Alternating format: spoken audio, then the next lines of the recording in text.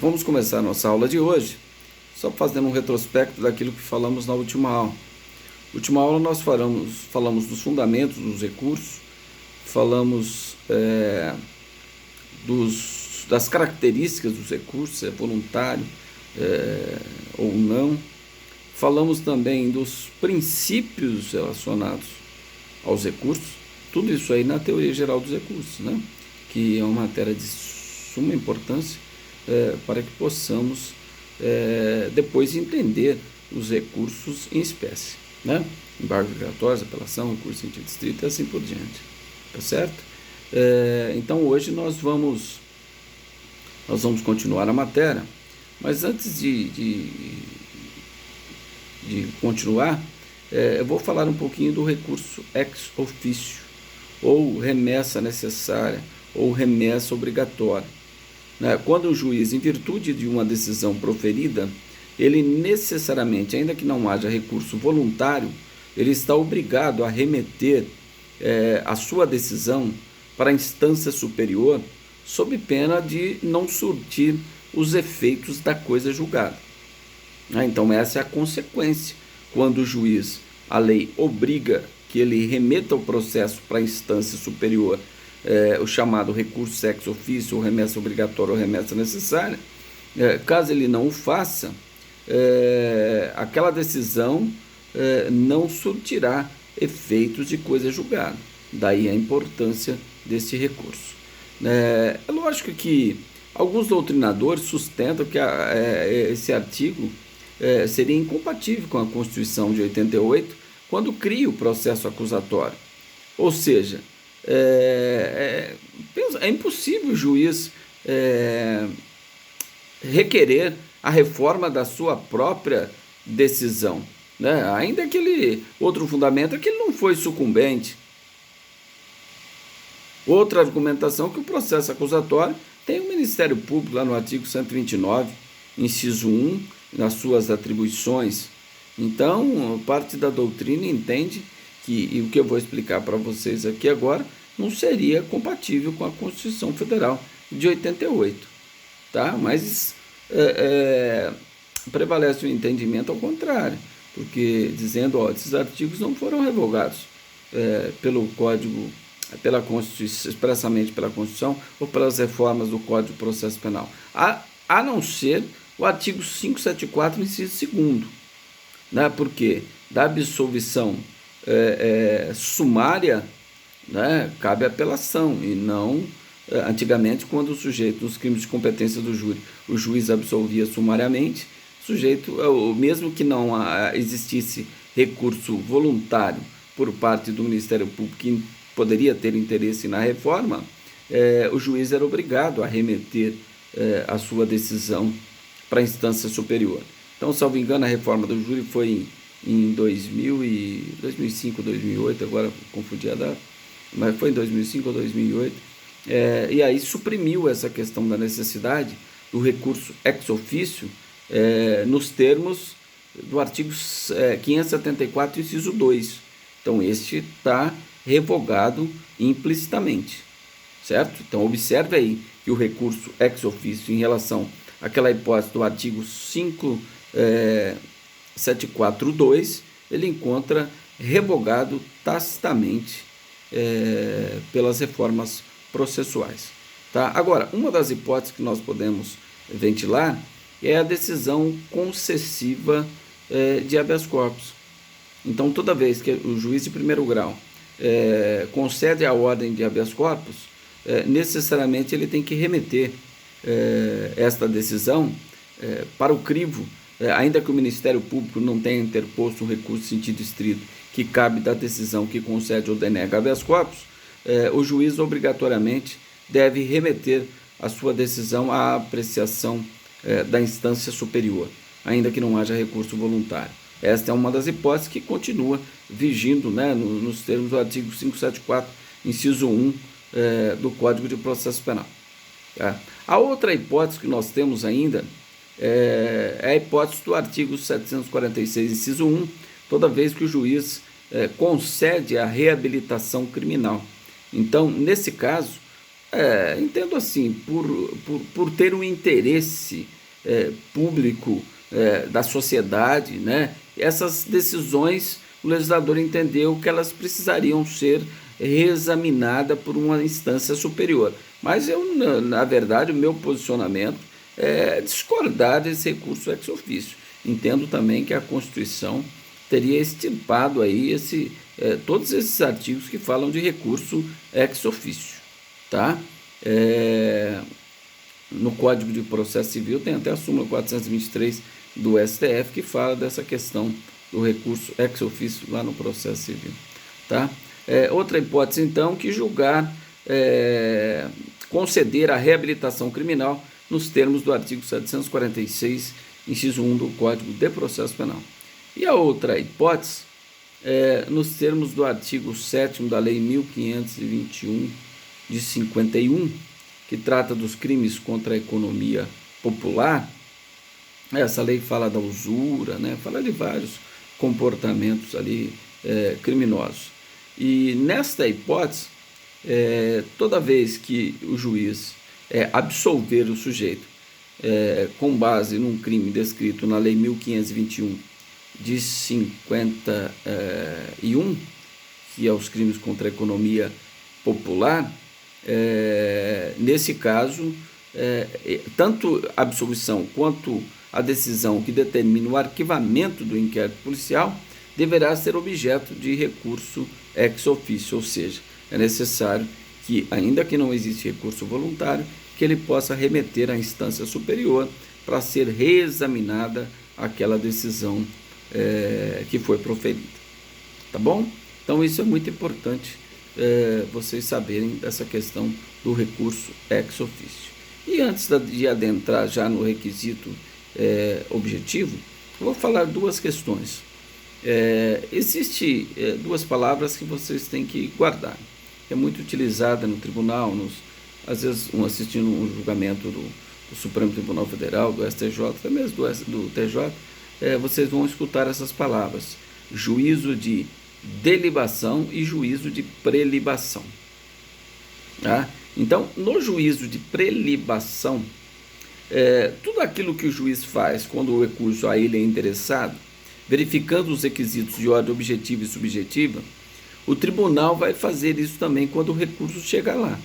Então, o juiz pode entender que o recurso é intempestivo ou tempestivo, e o tribunal, quando chegar o recurso, ele pode analisar todos esses requisitos novamente. Isso nós falamos que então que houve aí um juízo de prelibação. Pode ser que uma decisão monocrática nem sequer conheça do recurso que fora interposto, tá certo? Porque então nós falamos de juízo de prelibação. A partir do momento que nesse juízo de prelibação foi verificado que estão... Pois não.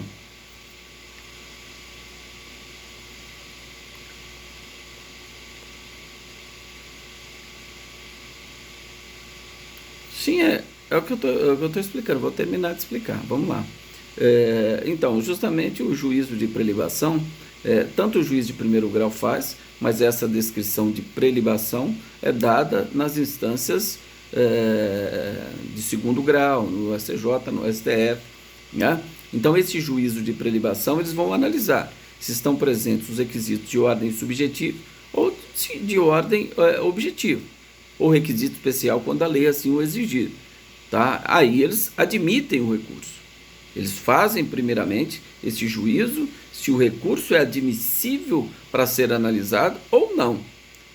Certo? Agora, se passar o juízo de prelibação, então nós teremos o juízo de delibação, ou seja, é o julgamento do mérito. Tá? Então essas duas palavras vocês têm que saber. Uma é uma preliminar, um juízo verificando se estão presentes os requisitos de admissibilidade dos recursos, objetivo e subjetivo, tá? E depois, se estiver presente esse recurso, o tribunal conhece o recurso e no mérito o que ele pode fazer no juízo de delibação? Dar provimento ao recurso ou negar provimento ao recurso, em juízo de delibação. Então, delibação é mérito, tá? Delibação é mérito. Então, se ele conhecer o recurso, no juízo de prelibação, analisou que estavam satisfeitos os requisitos, ele, nesse juízo de prelibação, conheceu o recurso. E no mérito, o que ele pode fazer? Ele pode conhecer o recurso e negar provimento. Ele pode conhecer o recurso e dar provimento, total ou parcialmente, ao recurso. Tudo bem? Juízo de prelibação e juízo de delibação. Tranquilo? Então tá ok, vamos lá. E antes de falar também, é um requisito de todo recurso, né? Nós falamos do recurso, são voluntários, né? Exceto quando a lei impõe o julgador que ele recorra da sua própria decisão, que é o recurso ex officio, mas via de regra os recursos são voluntários. Mas para que alguém possa recorrer, é necessário que ele tenha interesse. Aí nós estamos falando, só para adiantar, estou falando um requisito subjetivo. Esse requisito subjetivo é interesse e legitimidade. Está aqui nesse estudo inicial, na teoria geral dos recursos. Então, interesse. E aí não é um interesse moral, não é um interesse processual que deve existir para que alguém, por recurso, seja conhecido. Então, essa sucumbência, né, ou seja, que a parte deve ter interesse recursal, ela deve ser sucumbente, ela pode ser total ou parcial. De repente, eu pedi absolvição lá no crime de associação criminosa e roubo, o juiz só absolveu do crime de roubo e condenou na associação criminosa. Então, nesse caso, eu vou dizer que eu fui sucumbente, mas foi parcialmente sucumbente.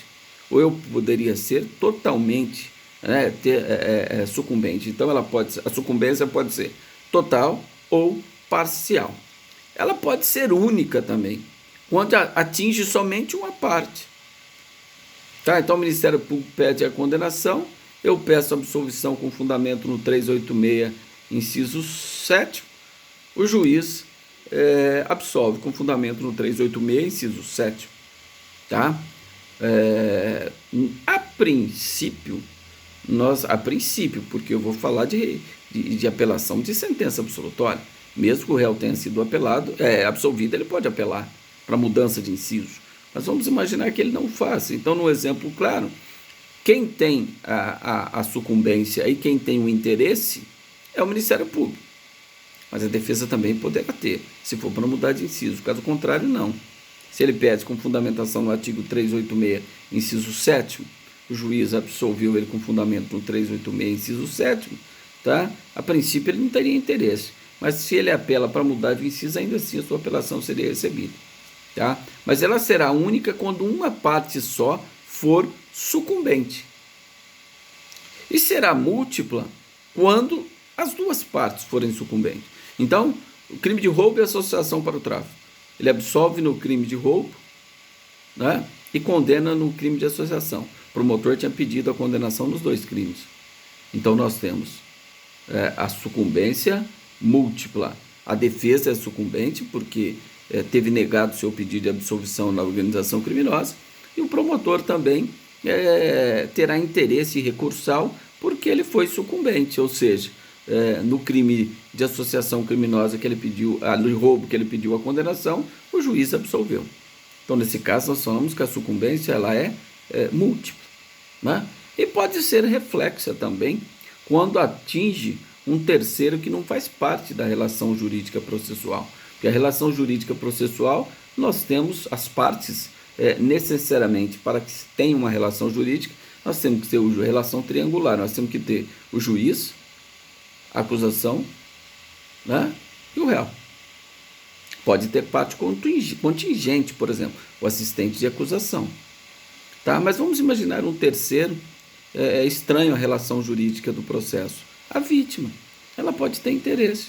Quando o Ministério Público não oferece apelação no prazo legal, existe a possibilidade da apelação supletiva, né? Onde a vítima poderá interpor a apelação, tendo em vista que o Ministério Público não opôs o recurso nos crimes de competência do Tribunal do Júri.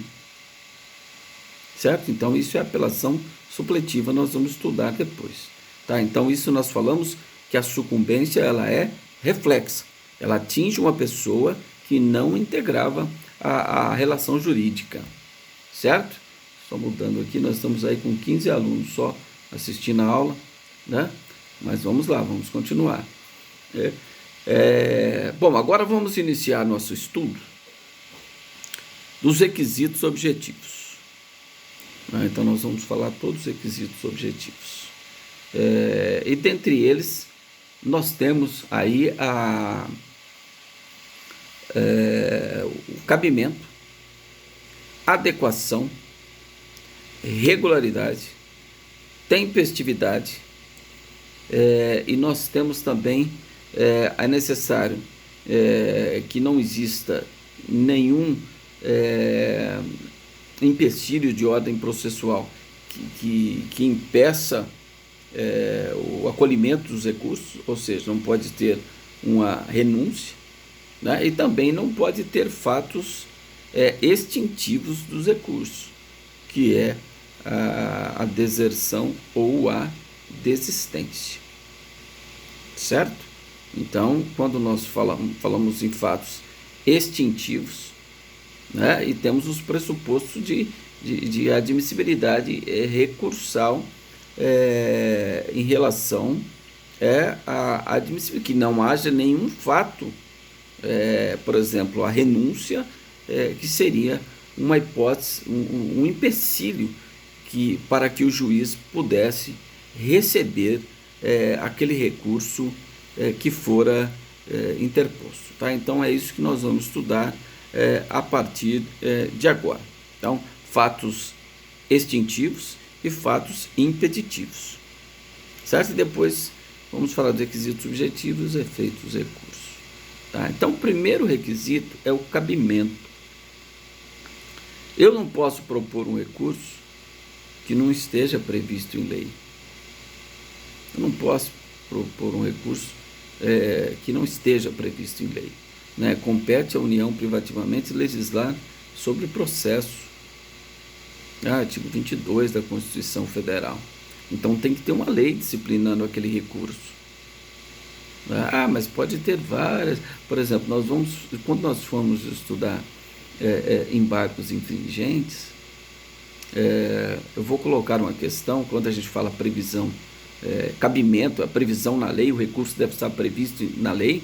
Isso teve uma discussão de grande monta na Ação Penal 470, que é o mensalão, quando o ministro Joaquim Barbosa, à época presidente da Suprema Corte, entendeu que ele queria acabar logo com aqueles processos do mensalão.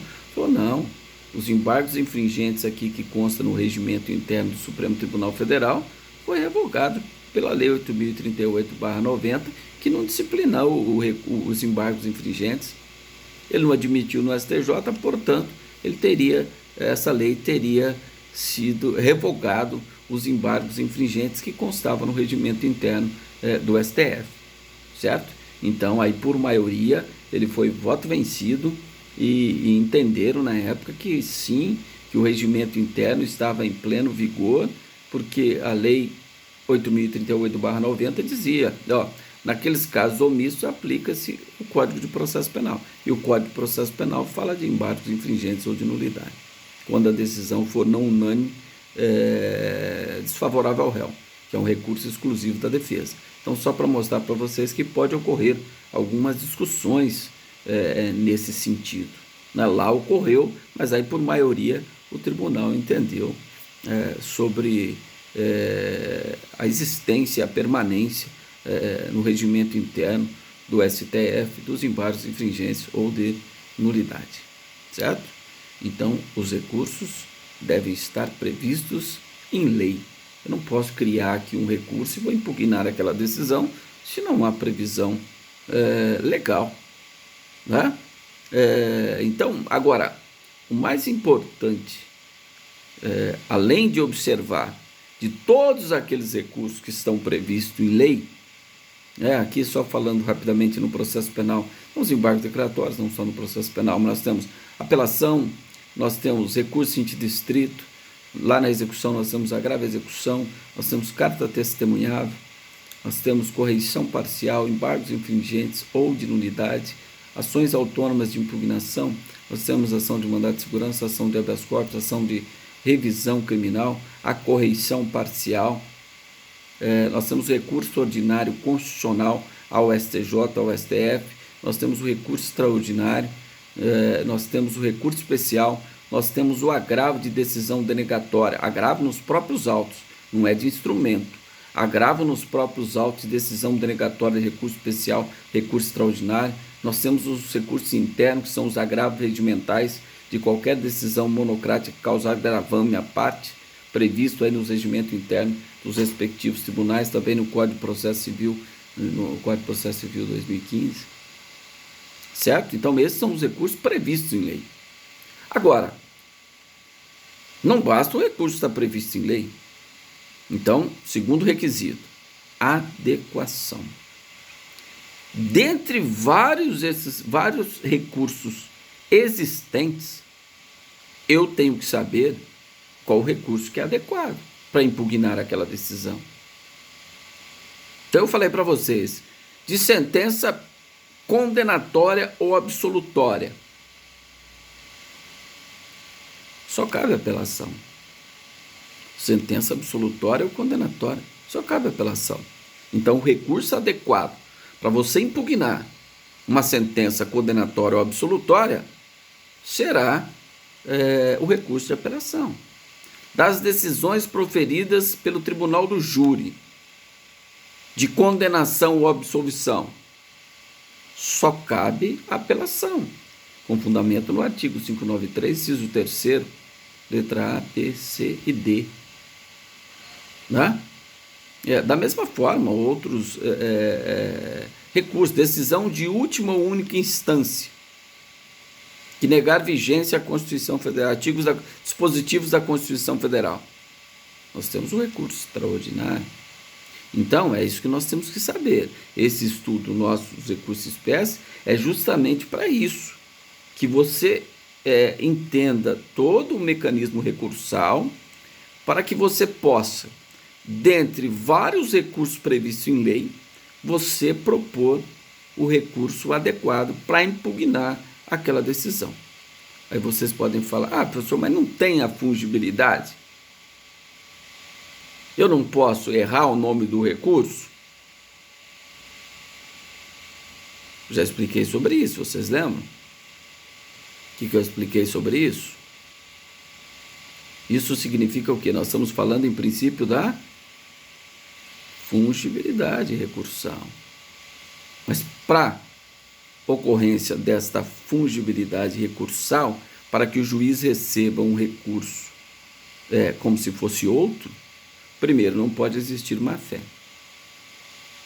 Segundo, não pode existir erro grosseiro da parte. Então, nesse caso, sentença condenatória absolutória, o sujeito manda um recurso em sentido estrito, você acha que dá para o juiz aplicar, ou o tribunal aplicar o princípio da fungibilidade? Entendo que não haja nenhuma dúvida sobre isso. Nenhuma dúvida sobre isso. Agora, rejeitou a denúncia ou a queixa. Artigo 581, inciso 1 do Código de Processo Penal. Rejeitou a denúncia ou a queixa. Cabe recurso em sentido estrito. Certo? Correto. Se você interpor uma apelação, será que não foi erro grosseiro? Você teria uma argumentação. Olha, eu me equivoquei. Por que você equivocou? Porque lá no juizado especial, artigo 82 da Lei 9.099 de 95, ela fala que da decisão que rejeita a denúncia ou a queixa cabe apelação, ou recurso nominado, também chamado assim. Então, será que daria para você justificar? Me equivoquei, porque lá no juizado fala que da decisão que rejeita a denúncia ou queixa cabe apelação. Eu achei que aqui também, no processo ordinário ou sumário, da decisão que rejeita a denúncia ou queixa, também caberia apelação, quando na verdade o recurso é rese. Será que o juiz poderia receber a sua apelação como recurso em sentido estrito? Daria, né? Em tese, eu me enganei, equivoquei, então não tem má fé. E, via de regra, podemos falar que até não há um erro grosseiro, né? Mas eu não arriscaria, lógico. Tá, mas então tem que tomar cuidado com essa questão do erro grosseiro. Erro grosseiro, eu já expliquei para vocês. Quando não existe nenhuma discussão doutrinária e jurisprudencial sobre o tema. Então, nesse caso, eu dei um exemplo do juizado para dizer, ó, não tem má fé, eu confundi. Então, o juiz não teria problema em receber, velando pelo princípio da economia processual, aplicar a fungibilidade recursal. Não estou dizendo que isso vai acontecer. Isso aqui nós estamos falando hipoteticamente. Tá? E o outro requisito ainda é que o recurso correto que o juiz vai receber é necessário que ele esteja no prazo. Ele esteja no prazo. Né? Porque, olha, se o recurso correto tem 3 dias, você só entrou com o recurso incorreto no prazo de 5 dias, o juiz não poderia receber o seu recurso como aquele correto, porque aquele correto você teria só 3 dias para interpor, e você já passou 5 dias que você interpôs o recurso incorreto. Então, o prazo do recurso que será recebido deve estar correto. Tá? Ah, mas por que você está falando isso? O Código de Processo Civil só tem 2 prazos. Ou é 15 dias, ou é 5 dias dos embargos declaratórios. Ih, mas no processo penal não. O processo penal tem 5 dias, tem 10 dias, tem 15 dias, tem 48 horas, tem 2 dias. Então aqui nós vamos nos fartar de tanto prazo diferenciado. É lógico que numa reforma genérica do Código de Processo Penal, entendo que isso seria bem-vindo, uma reforma nesse sentido, né, para equacionar essa questão dos prazos no processo penal. Tá? Porque nós temos aqui até súmula que diz qual é o prazo que é no processo penal. Por exemplo, o agravo, artigo 197, o legislador criou o agravo e não criou o procedimento do agravo. Então, entende-se que aplica o procedimento do recurso em sentido estrito. Mas existe a súmula, né? Súmula 700 do STF, que diz que o agravo é execução no processo penal, o prazo é de 5 dias. Né? Porque o recurso em sentido estrito também é 5 dias. Então, se aplica o regramento do recurso em sentido estrito, portanto, mas a súmula teve que vir indicar, olha, 5 dias, agravo execução. Súmula 700 do STF. Certo? Tudo bem até aí, pessoal? Adequação, cabimento e adequação. Alguém tem uma pergunta, alguma dúvida? Vamos lá, esse é o momento. Vocês estão acompanhando essa aula aí, esse é o momento de esclarecer aí eventuais dúvidas. Alguém tem alguma pergunta? Podemos continuar? Tranquilo? Então vamos lá. Bom, então nós já falamos de 2, ó, cabimento, recurso previsto em lei. Dentre vários recursos previstos em lei, nós temos que ter adequação. Tá? Isso é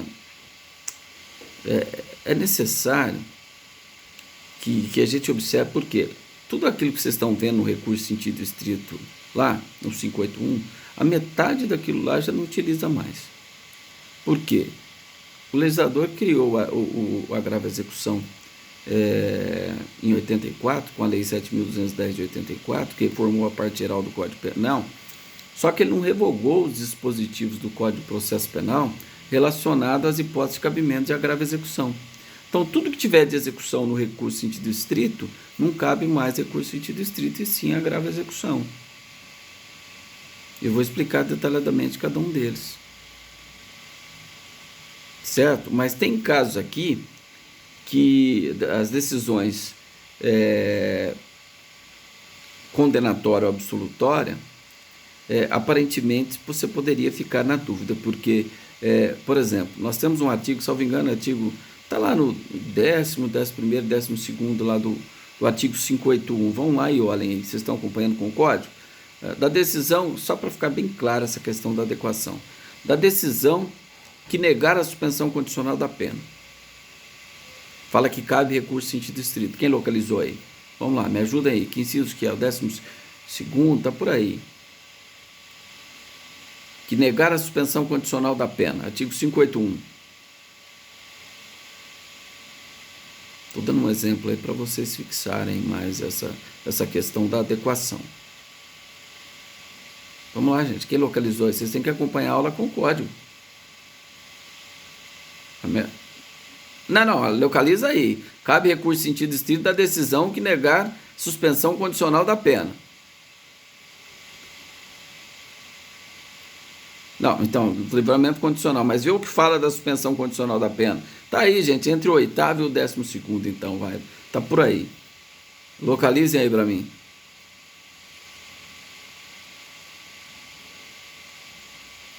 Da decisão que negar a suspensão condicional da pena.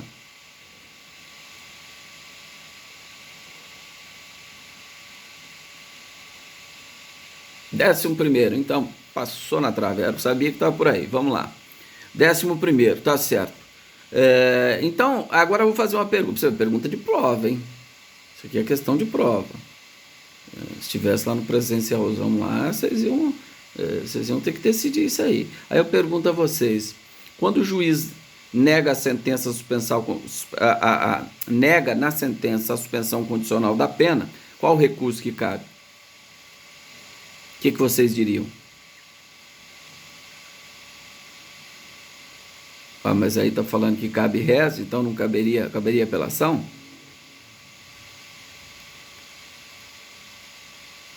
Então são dois recursos.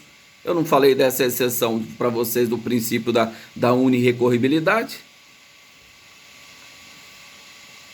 Para cada decisão, um único recurso? E aí? Vamos lá, quem mais?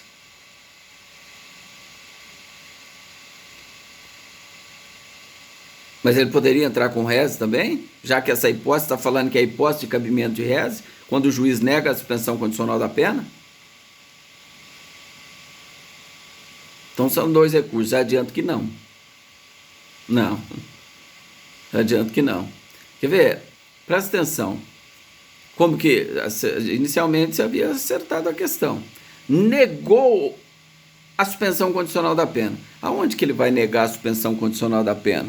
Não é numa sentença condenatória? A defesa pede para ser reconhecida a suspensão condicional da pena, ou até mesmo o promotor, e o juiz fala, nego a suspensão condicional da pena. Isso vai ocorrer onde? Sentença condenatória. De sentença condenatória cabe o quê? A dúvida que cabe apelação? Não. Então o recurso correto seria apelação. Por quê? Por quê? Mas eu vou explicar. Tem fundamento técnico aí. Porque esse dispositivo não tem aplicabilidade. Porque se o juiz nega a suspensão condicional da pena, ele nega no processo de conhecimento, então na sentença condenatória. Cabe apelação. Se quem nega a suspensão condicional da pena é o juiz de execução, cabe a agravo execução. Então não tem cabimento essa hipótese de reze. Mas a resposta eu vou te mostrar onde que está. Quem localiza para mim aí primeiro pode ler, com o código aberto aí. 593, parágrafo 4º do Código de Processo Penal. 593, parágrafo 4º.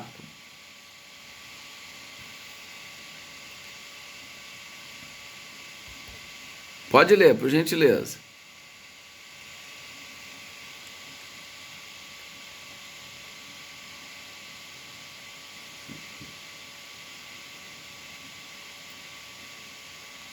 É isso que nós falamos. Você poderia até pensar, mas eu posso dar condenação, eu interponho apelação. Da parte que negou a suspensão condicional da pena, eu interponho reze. Negativo. Primeiro, tem o princípio da unirrecorribilidade. Segundo, que o artigo 593, parágrafo 4, faz a previsão expressa.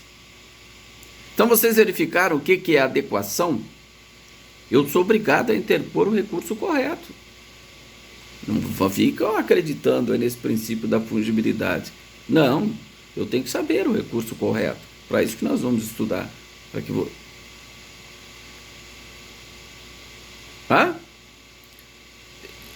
de forma... Nossa senhora, aí é grosseiro mesmo. Ué, se ele nega a sentença condenatória. Da sentença condenatória cabe o quê?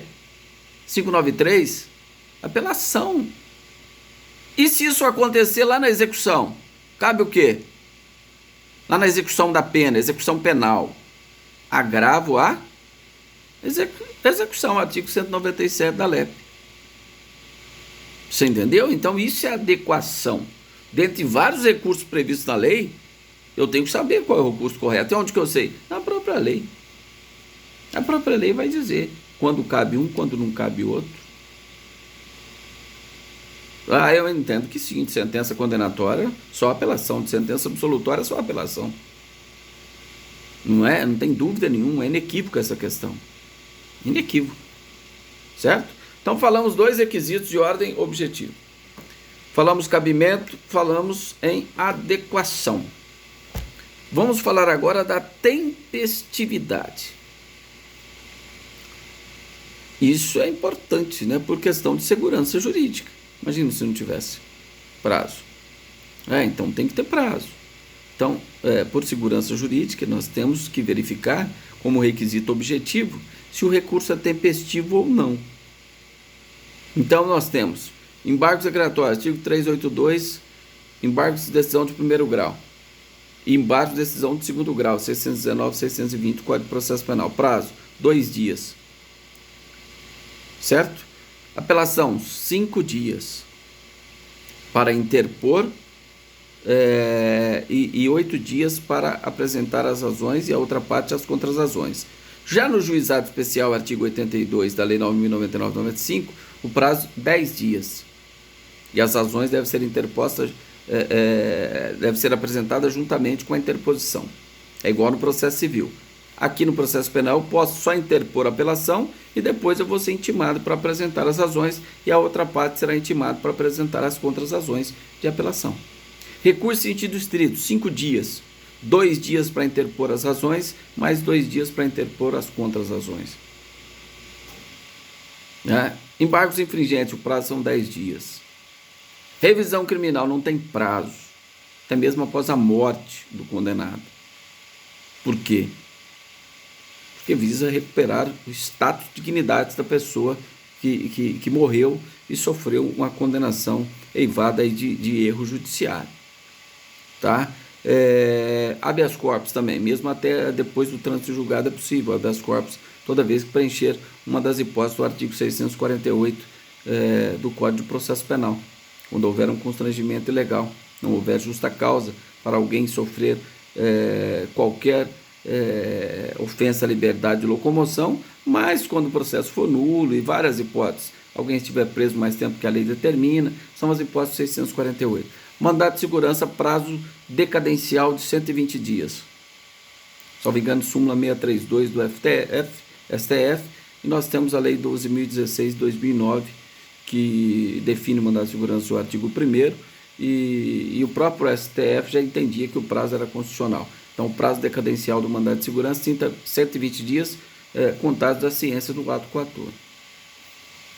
Tá? O que mais? Embargos infringentes de unidade são 10 dias. Agravo à execução, súmula 700, 5 dias. Correição parcial. Entende-se que segue o rito, aqui no Estado de São Paulo, Código Judiciário do Estado de São Paulo, decreto, salvo engano, decreto-lei 3/69, que é o Código Judiciário do Estado de São Paulo, entende-se que é o prazo, ao processamento é do agravo de instrumento, da correição parcial. Se é do agravo de instrumento, então o processo civil fala que são 15 dias. Mas alguns doutrinadores sustentam 10 dias, nós vamos discutir isso aí em momento oportuno. Tá? Recurso ordinário constitucional em habeas corpus, 5 dias, mandado de segurança, 15 dias. Recurso especial extraordinário, ambos, 15 dias. Certo? Então, esses são os prazos que nós temos aqui no processo penal. Vocês viram como que é prazo diferenciado? Vários prazos diferenciados. Por exemplo, carta testemunhável, artigo 639 do Código de Processo Penal. 639 ao 646, salvo engano. A carta testemunhável, o prazo são 48 horas, o que equivale a 2 dias para nós no processo penal. Certo? Então falamos da tempestividade. Isso é por segurança jurídica. Cada recurso tem um prazo e deve ser observado sob pena de seu recurso não ser admitido. Tá? Mas aí como que fica a contagem? Como que se estabelece a contagem desse prazo? Isso é importante. Então, agravo, recurso extraordinário e recurso especial no processo civil são 15 dias úteis. E no processo penal? Exclui-se o dia do início? Primeiro é essa regra. Exclui-se o dia do início no processo ou não? Prazo processual? Exclui, não exclui o dia do início? Exclui. Então, artigo 798, parágrafo 1º. Exclui-se o dia inicial do cômputo do prazo. Tá? Então, se hoje, por exemplo, eu tomei conhecimento intimado em audiência hoje, meu prazo vai começar só amanhã. Opa, pois não. 798, parágrafo 1º do Código de Processo Penal. Então, exclui-se o dia inicial do cômputo do prazo, que é prazo processual. Certo? Agora, nós temos o Diário Oficial Eletrônico. O Diário Oficial Eletrônico, ele disponibiliza num dia, por exemplo, disponibilizou hoje. Isso é prazo do Diário Oficial Eletrônico. Disponibilizou hoje. Considera-se publicado amanhã. Amanhã é terça. Então, meu prazo começa a correr na quarta. É assim que funciona. Tem que tomar cuidado no STJ, STF, que lá não tem disponibilização, lá é publicação. Então, se foi publicado hoje no Diário Oficial Eletrônico lá do STJ, o prazo começa amanhã. Porque ele é publicado, ele não é disponibilizado. Quando é disponibilizado, por exemplo, no âmbito aqui dos juizados do Tribunal de Justiça Estadual ou Federal, é disponibilizado. Aí você não conta aquele dia. A publicação é no outro dia e o prazo começa no terceiro dia, se for útil. Então, se for disponibilizado, presta atenção, se for disponibilizado na sexta, próximo dia útil, que vai ser considerado publicado, segunda, se segunda for útil. Então, considera-se publicado segunda. Meu prazo começa na terça. Certo? E dias corridos, o caput do 798, o prazo é contínuo e peremptório. Não interrompe, não suspende. Não, uma situação excepcional, né? Advogado da parte teve um acidente, aí o sujeito está em coma lá no hospital. Como que a parte pode ser prejudicada? Isso não é um motivo justificado? Então está previsto, salvo engano, no parágrafo 3º do artigo 798, salvo engano, está lá, essa hipótese. Né? Então é necessário que se observe isso direitinho para não errar. Então é diferente do processo civil, que são dias úteis. Sim, o prazo é contínuo e peremptório. Por quê? Mas por que isso? Porque o Código de Processo Civil não revogou o 798 do Código de Processo Penal. Se o Código de Processo Civil 2015 tivesse revogado o artigo 798, aí nós estaríamos tudo no prazo do processo civil. Dias úteis. Aqui não, aqui no processo penal continua íntegro. E é tão complexo no processo penal, para vocês terem uma ideia, por exemplo, o agravo de decisão denegatória de recurso especial extraordinário, já que a gente está falando de tempestividade. Vocês poderiam falar, mas lá no processo civil o agravo nos próprios autos. Então o prazo são de 15 dias. 15 dias úteis. Aí vocês vão perguntar, qual que é o prazo do agravo nos próprios autos de decisão denegatória de recurso especial extraordinário no processo penal? Sabe quanto? 5, corrido. Súmula 699 do STF. Súmula 699 do STF. 5 dias. No processo civil, a mesma peça de decisão denegatória de recurso especial extraordinário perante o tribunal recorrido, você tem 15 dias úteis. No processo penal, súmula 699. 5 dias corridos. Precisa mudar isso, né? No processo penal precisa mudar essa questão do prazo. Para se adequar, né? São muitos prazos diferenciados. Tá certo? Tudo bem sobre tempestividade? Alguém tem alguma pergunta? Agora, pode ser que essas questões, não se preocupe com essas questões de razões e contrarrazões, que eu vou explicar tudo isso aí nos recursos em espécie. Cada um eu vou explicar. Processamento, tudo isso. Não se preocupe. Aqui nós estamos falando de maneira geral, teoria geral dos recursos. Então a tempestividade é um requisito de ordem objetiva. Né? E depois nós temos a regularidade. Depois da tempestividade nós temos que observar o que é regularidade. Vamos lá. Eu quero interpor uma apelação, porque tem uma sentença condenatória. Eu vou ligar para o juiz lá e falar, excelência, quero interpor uma apelação aí, o senhor consta aí para mim aí. É isso ou não? Eu posso fazer isso? Será que tem previsão legal? Ou tem meios? Como que eu proponho um recurso? Vocês que estão aqui fora, o que nós temos que fazer? Petição? Por petição, né? Uma petição escrita, seja protocolada lá no fórum, seja protocolada eletronicamente, dependendo do processo físico ou processo digital. Bom, mas será que eu posso interpor também por termo nos autos, oralmente? Pode, o juiz reduzirá termo. Por exemplo, na audiência. O juiz leu a sentença em audiência, ou no tribunal do júri, onde ele publica a sentença em audiência. E já as partes já saem intimadas. Fala, excelência, pela ordem.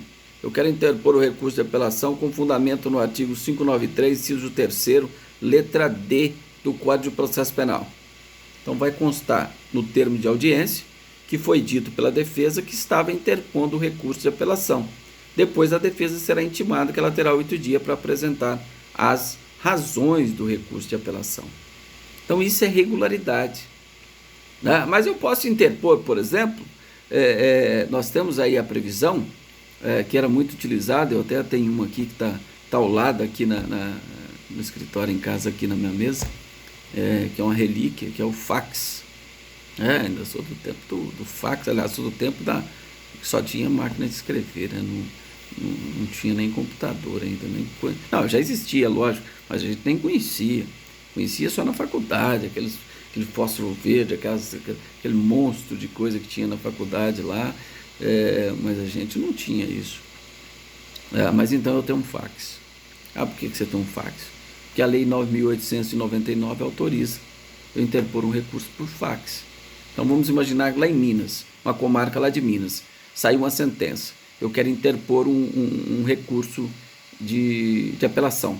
O grande é que Minas é um tribunal diferenciado. Minas fez um convênio com o Correio, eu posso postar a petição ali no Correio. É a mesma coisa se eu estivesse lá no balcão da comarca ou do Tribunal de Justiça. Se você peticionou ali em 2 vias, que vale ao carimbo do Correio para garantir seu prazo. O Tribunal de Justiça não tem, o Tribunal de Minas Gerais tem. E é ótimo isso. Então, se não tivesse essa possibilidade, eu poderia, mesmo tendo essa possibilidade, eu posso passar um fax lá para a comarca da interposição do recurso de apelação. Eu posso passar no último dia, eu tenho 5 dias. 5 dias, eu vou passar no 5º dia. Posso. Só que o que acontece? O original tem que chegar lá no prazo de 5 dias. Então, exclui meu prazo, que é hoje, o 5º dia, inicia a contagem de amanhã, e o processo vai até amanhã, terça, né? Terça, quarta, quinta, sexta, sábado. Então, até segunda-feira tem que chegar o original lá na comarca. Então, eu posso interpor a apelação por fax, ou qualquer recurso por fax. Lei 9.899. Isso facilitou muito na época. Muito, para a gente utilizar. Mas quem dá só uma lidinha rapidinha aí no artigo 578 do Código de Processo Penal? Vamos lá. Quem pode ler para a gente aí?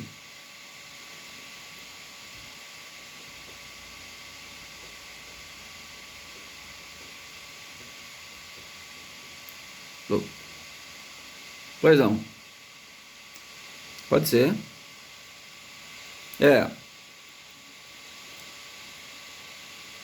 578.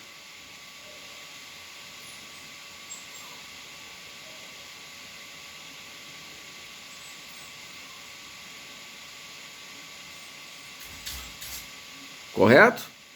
Então sempre, eu falei da intimação lá, sempre conta o último prazo. Então, vamos imaginar que eu fui intimado. Eu não vou interpor a apelação. Mas eu tenho 5 dias. Tudo bem, eu não interponho. Meu cliente não foi intimado ainda. Aí daqui 30 dias meu cliente é intimado. Conta-se sempre da última intimação. Aí eu posso lá na frente interpor o recurso de apelação, a contar dos 5 dias. Aí nós vamos referenciar várias súmulas aí, súmula 310, súmula 320 do STF. Então tem várias súmulas que eu poderia enumerar que fala sobre tempestividade. Mas nós vamos estudar cada um dos recursos, comentando cada prazo de cada recurso e discutindo se houver discussão em termos de prazo. tá? Mas a regularidade é isso que eu falei para vocês. Eu posso propor por petição ou por termo nos autos. Então, por termo, você faz a interposição oralmente e será reduzido a termo. Né? O recurso que você oralmente interpôs será reduzido no termo de audiência e está interposto o recurso. O juiz pode falar, você já está intimado que você tem 8 dias para apresentar as razões. Nossa, isso dá um tédio no advogado. Por quê? Sempre você interpõe, às vezes não é nem negócio você interpor. Só que o juiz pode falar, sai intimados. Mas aí, você faz a interposição depois no quinto dia, o juiz tem que receber. Depois que ele receber, vai sair uma intimação para você apresentar no prazo de 8 dias. Tá? Então, às vezes, não é muito negócio você interpor no mesmo. Quando o processo tem que ser regularizado igual no júri, o juiz não fala isso porque tem que regularizar tal. Senão ele fala, você já sai intimado que você tem 8 dias para apresentar as razões de apelação. Já que você interpôs o recurso de apelação agora, isso não é bom negócio para advogado, né? Quanto mais prazo, melhor. É lógico, cliente preso você age diferenciado, né? Porque quanto mais rápido, ainda mais quando tem chance de mudança da decisão. Quanto mais rápido, melhor. Certo? Tudo bem? Alguma pergunta até aí? Podemos falar mais um, então? Não pode existir nenhum fato impeditivo do recurso. O que seria o fato impeditivo do recurso? É interessante essa questão, porque existe a renúncia. O Ministério Público não pode renunciar, né? Porque o artigo 576 diz que o Ministério Público não pode desistir do recurso que haja interposto. Ele não é obrigado a recorrer, mas a partir do momento que ele apresenta o recurso, ele não pode desistir. Tá? Mas agora, a renúncia, por exemplo, a parte pode renunciar. Às vezes na audiência, tudo acontece, o cliente fala, eu não quero recorrer, então já fala, não, vamos renunciar ao prazo do recurso para transitar em julgado na hora da decisão. Ok, porque eu já quero definir, eu estou preso mesmo, eu quero ir para a penitenciária, eu quero sair do CDP, então não quero recorrer. Então fala, excelência, nós estamos renunciando do prazo recursal. Aí ele colhe o Ministério Público e tal, não vou recorrer, tá bem. Então certifica o trânsito julgado, espeça guia de execução definitiva, ponto final.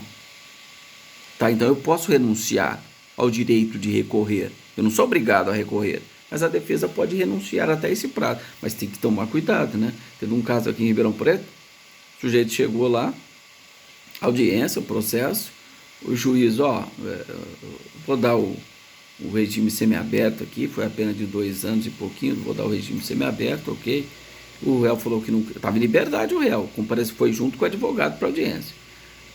Semiaberto, então, o advogado, a pessoa não queria recorrer, o advogado renunciou ao prazo do recurso, o juiz disse, certifique o trânsito julgado imediatamente, espeça-se mandado de prisão.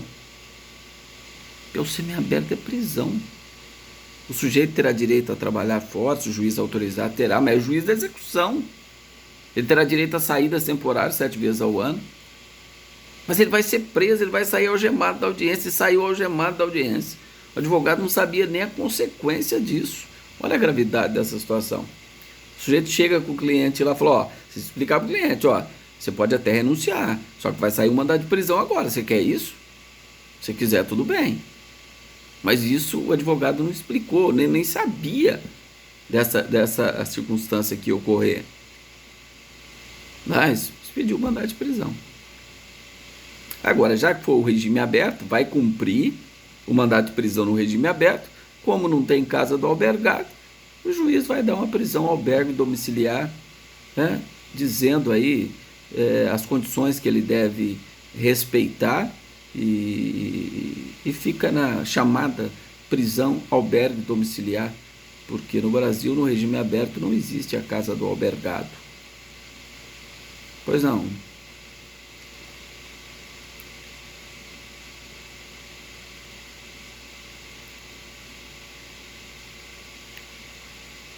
Sim. Semiaberto, semiaberto. Mas só para você ter uma ideia, por exemplo, não tem vaga no regime semiaberto. O sujeito ia ficar aguardando o surgimento da vaga no fechado. Aí você vai ter que entrar com habeas corpus, o tribunal vai dar um prazo, não conseguindo uma vaga no semiaberto, ele deve aguardar no regime menos rigoroso, ou seja, no aberto até o surgimento da vaga no semiaberto. Mas semiaberto também é prisão. Saiu, o juiz certificou, chamou a polícia, olha, ele está preso, então cumpre o mandado de prisão aqui agora. O sujeito já saiu algemado lá e foi para, se for horário de expediente, foi para o CDP.